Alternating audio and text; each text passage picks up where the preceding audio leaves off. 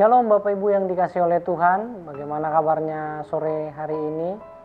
Saya percaya dan kita terus berdoa agar kita selalu sehat dan terus bertumbuh di dalam Tuhan. Kembali lagi kita di dalam program Sapa Senja untuk menyapa Bapak Ibu Saudara semua untuk belajar tentang kebenaran firman Tuhan. Sore hari ini kita akan belajar kebenaran firman Tuhan yang diambil dari Kitab Mazmur pada pasal yang 139 ayat yang ke-14. Demikianlah firman Tuhan. Aku bersyukur kepadamu oleh karena kejadianku dahsyat dan ajaib. Ajaib apa yang kau buat dan jiwaku benar-benar menyadarinya. Bapak Ibu yang dikasihi oleh Tuhan, kesadaran bahwa sekarang kita sedang tidak menjalankan kehidupan yang normal, yang sejati. Justru sekarang kita sedang terjerat di dalam kehidupan yang abnormal. Saya sedang tidak berbicara mengenai masa-masa pandemi yang saat ini, yakni the new normal. Tetapi saya mengajak kita semua untuk kembali mengingat bahwa ada kehidupan normal yang sejati sesuai dengan kehendak Allah sejak manusia diciptakan sebelum jatuh ke dalam dosa. Oleh sebab itu, judul kita pada hari ini adalah The True Normal. Pertanyaannya adalah, Bapak Ibu, kehidupan normal yang sejati menurut kehendak Allah itu pada awal penciptaan itu seperti apa? Kita akan belajar ada dua kebenaran yang kita bisa pelajari di dalam Kejadian pada pasal yang pertama ketika Tuhan menciptakan manusia. Itu ada di Kejadian 1 ayat 26 sampai yang ke-28. Kebenarannya adalah yang pertama begini. Tuhan menciptakan manusia itu segambar dan serupa. Jadi kehidupan normal yang sejati menurut kehendak Allah adalah yang pertama, God created mankind in His image. Jadi dikatakan imago Dei, serupa segambar seperti Allah. Di ayat yang ke-26 dan 27 dikatakan ya, berfirmanlah Allah, baiklah kita menjadikan manusia menurut gambar dan rupa kita. Ayat 27 dijelaskan lagi, maka Allah menciptakan manusia itu menurut gambarnya, menurut gambar Allah diciptakannya dia. Oleh sebab itu keberhargaan kita karena kita ini serupa dan segambar seperti Allah. Oleh sebab itu betapa berharganya kita di mata Tuhan. Oleh sebab itu Daud dalam Mazmurnya yang lain berkata, pada pasal yang ke-8 ayat yang ke-5 dan 6 dikatakan gini. Apakah manusia sehingga engkau mengingatnya? Apakah anak manusia sehingga engkau mengindahkannya?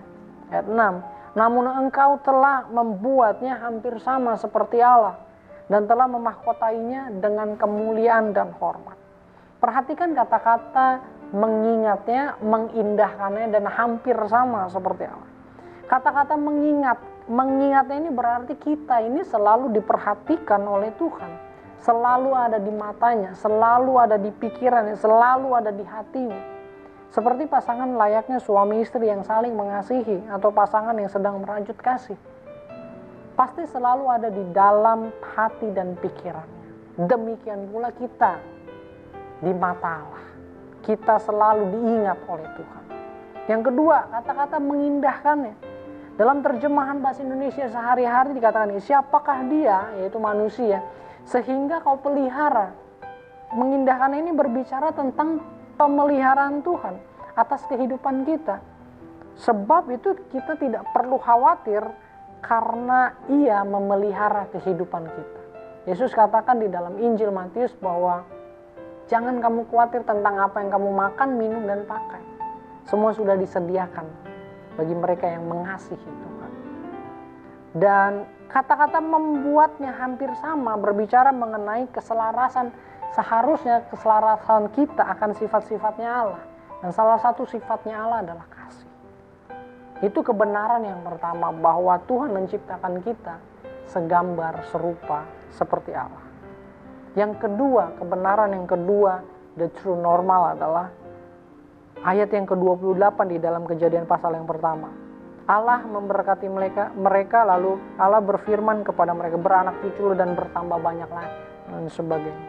Yang kedua, God bless mankind to fulfill His original plan. Jadi setelah Allah menciptakan kita, kebenaran kedua adalah Ia memberkati kita untuk memenuhi rancangannya di dalam kehidupan kita.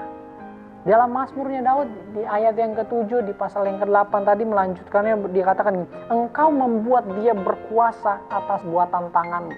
Segala-galanya telah kau letakkan di bawah kakinya.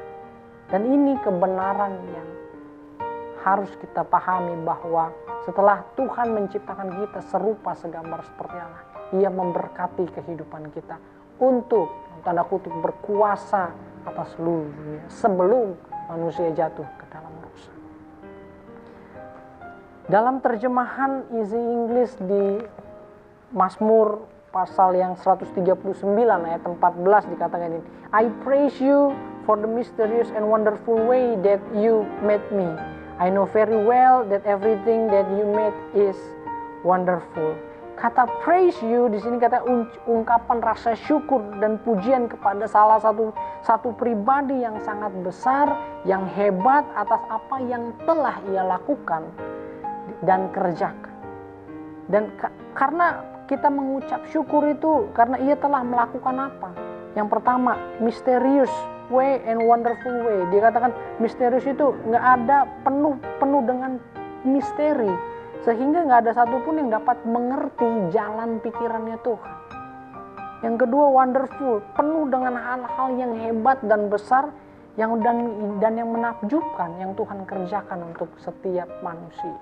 Makanya Daud katakan bahwa aku bersyukur kepadamu oleh karena kejadianku dahsyat dan ajaib. Ajaib apa yang kau perbuat dan jiwaku benar-benar menyadari. Pesan kuat pada sore hari ini adalah kehidupan normal yang sejati dari Allah adalah ketika kita meresponi untuk selalu bersyukur bahwa kita diciptakan segambar serupa seperti Allah, dan menyadari kita ini punya tujuan dalam hidup untuk memenuhi rancangan Allah di dalam kehidupan kita. Kiranya Tuhan Yesus memberkati. Immanuel.